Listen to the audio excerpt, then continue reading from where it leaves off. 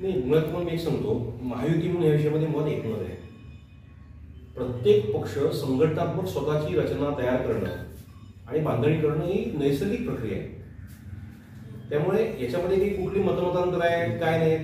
जागा वाटपाचा निर्णय हे 3 नेते अंतिम करतील. लवकर जागा वाटप पूर्ण होईल. आत्ता इथे उभाटा गटाचा आमदार आहे विद्यमान. ही सीट काय महायुतीमध्ये कुठल्याही पक्षाकडे नाही. मात्र परंपरागत हा मतदारसंघ भारतीय जनता पार्टीचा आहे. त्यामुळे याच्यामध्ये योग्य तो निर्णय नेते करतील. त्याची आत्ता काही आम्हाला चिंता नाही. आम्ही आता निवडणुकीची तयारी करतोय. आपल्याला माहित आहे की लोकसभेच्या वेळेला सुद्धा पेणचे माजी आमदार धैर्यशील पाटील साहेब यांनी भारतीय जनता पार्टीमध्ये प्रवेश केला होता. ते आमचे संभाव्य उमेदवार होते आणि ते उमेदवार असले असं बुद्धूनच आम्ही त्यांना भारतीय जनता पार्टीमध्ये त्यांनी प्रवेश केला होता. पण ज्यावेळेला राष्ट्रवादी महायुतीमध्ये आली, सिटिंग सीट राष्ट्रवादीची होती.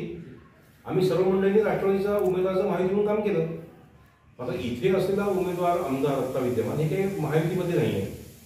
त्यामुळे नैसर्गिकदृष्ट्या अनेक वर्ष ही सीट भारतीय जनता पार्टीकडे आहे. त्यामुळे भारतीय जनता पार्टीने त्या दृष्टीने तयारी सुरू केली. त्याच्यामध्ये मतमतांतर किंवा फाटकसाहेब येऊन गेले म्हणून काही गडबड असण्याचं कारण नाही. ढोबळाचा नारा देते.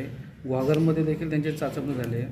शिवसेना शिंदेगड असेल, भाजप आणि आता मनसे हे मोठं आव्हान वाटत नाही विद्यमान आमदारांसमोर? भाजप तुम्हाला एकच सांगतो की या वेळेला ही जागा निश्चितपणे भारतीय जनता पार्टी लढेल, भारतीय जनता पार्टी जिंकेल. महायुतीचा आमदार त्या विधानसभा मतदारसंघामध्ये असेल. एबीपी माझा, उघडा डोळे बघा नीट.